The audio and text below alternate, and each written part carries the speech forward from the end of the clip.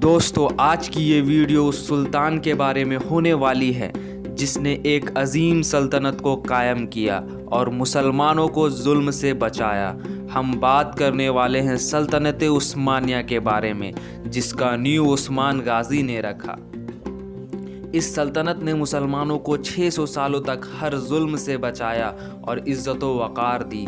ये बात सच है कि उस्मान गाजी का हम पर बहुत बड़ा एहसान है जिसको हम अदा नहीं कर सकते। जब मंगोलों और ईसाइयों ने पूरे दुनिया में तबाही मचा रखी थी, तब इर्तुगरुल गाजी का बेटा उस्मान गाजी अपने ही बाबा इर्तुगरुल गाजी के नक्शे कदम पर चलकर मंगोलों और ईसाइयों के हर बुरे मंसूबों को नाकाम कर दिया। देखते ही देखते मुसलमानों का सबसे बड़ा रहनुमा बन गया। आज की ये वीडियो उसी सल्तनत के बारे में है, उसी सुल्तान के बारे में है जिसने ऑटोमन एम्पायर यानी सल्तनत उस्मानिया को 3 बर्रे आज़मों में फैला दिया। हम बात करेंगे उस्मान गाजी के बारे में। कितने ताकतवर थे उस्मान गाजी, कैसा था उनका इतिहास और क्यों उनको उस्मानिया सल्तनत का सबसे ताकतवर सुल्तान कहा जाता है। आज हम आपको उनकी हर खासियत बताएंगे, तो लास्ट तक वीडियो पूरा देखें। दोस्तों, उस्मान गाजी की पैदाइश सन 1258 में सौगूत में बताई जाती है।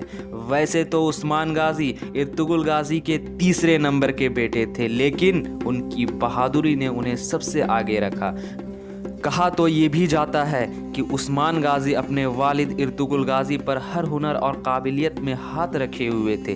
सन 1281 तक इन्होंने अपने वालिद इर्तुगरुल गाजी के साथ कई जंगें लड़ी। फिर इर्तुगरुल गाजी की मौत के बाद अपने कबीले के सरदार बन गए। दोस्तों, कहा जाता है कि सरदार बनने के बाद तुरंत उस्मान गाजी ने अपने दुश्मनों और सलेबियों के किले को फतह करना शुरू कर दिया। और उस्मान गाजी से जुड़ा सबसे इंटरेस्टिंग फैक्ट यह है कि उस्मान गाजी अपने ज़िंदगी में एक भी जंग नहीं हारे और उन्होंने हर मोर्चे और जंग में अपने दुश्मनों को पटखनी दी। इतिहासकारों के अनुसार उस्मान गाजी की पहली कामयाबी कराजा ईसार के किले को फतह करना था। इस किले को फतह करने के बाद उनके दुश्मनों को साफ तौर से समझ आ गया कि उनकी लड़ाई किसी कमज़ोर से नहीं बल्कि उस योद्धा से है जिसके रगों में इर्तुगरुल गाजी जैसा बहादुर का खून है।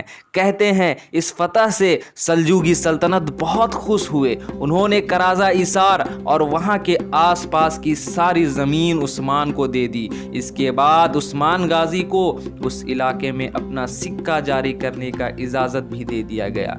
यानी अब तक साफ हो गया था कि उस इलाके में अब उस्मान एक बहुत बड़ा नाम बन गया। और आखिरकार सल्जूकी सल्तनत बहुत कमजोर हो गए थे। सन 1299 में उस्मान गाजी ने अपनी सल्तनत का ऐलान कर दिया, जो कि दुनिया में उस्मानिया सल्तनत के नाम से जाना गया। इसके बाद सन 1300 में सल्जूकी सल्तनत मंगोलों द्वारा तबाह बर्बाद कर दिया गया और इसके बाद उस खित्ते में उस्मानिया सल्तनत एक बहुत बड़ी ताकत बनकर उभरी। कहते हैं कि इसके बाद उस्मान गाजी एक के बाद एक किला फतह करते गए। उन्होंने अपनी सल्तनत को इतना ताकतवर बना लिया कि कोई दुश्मन उन पे हमला करने से पहले 10 बार सोचता था। कहा जाता है कि उस्मान गाजी को अपनी सल्तनत को सिर्फ फैलाना नहीं था और ना ही किसी सल्तनत को हराकर कब्जा करना था। उस दौर में मंगोलों का खौफ बहुत हुआ करता था। उनके निशाने पर हमेशा मुसलमान रहा करते थे, लेकिन उस्मानिया सल्तनत के वजूद में आने के बाद खौफ बहुत तेज़ी से ख़त्म हुआ।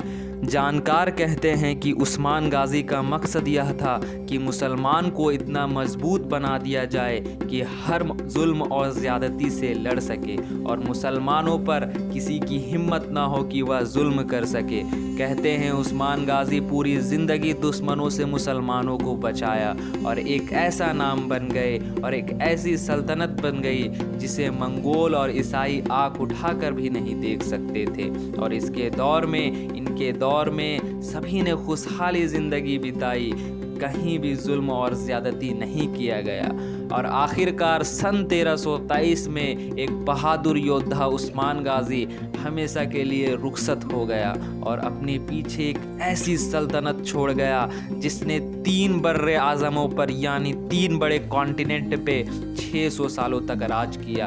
कहते हैं जब तक ये सल्तनत था दुनिया में मुसलमानों का इज्जत व वक़ार बनाए रखा। तो दोस्तों, यह था एक अजीम सुल्तान उस्मान गाजी का इतिहास जिसे मैंने कम से कम समय में आपको बताया।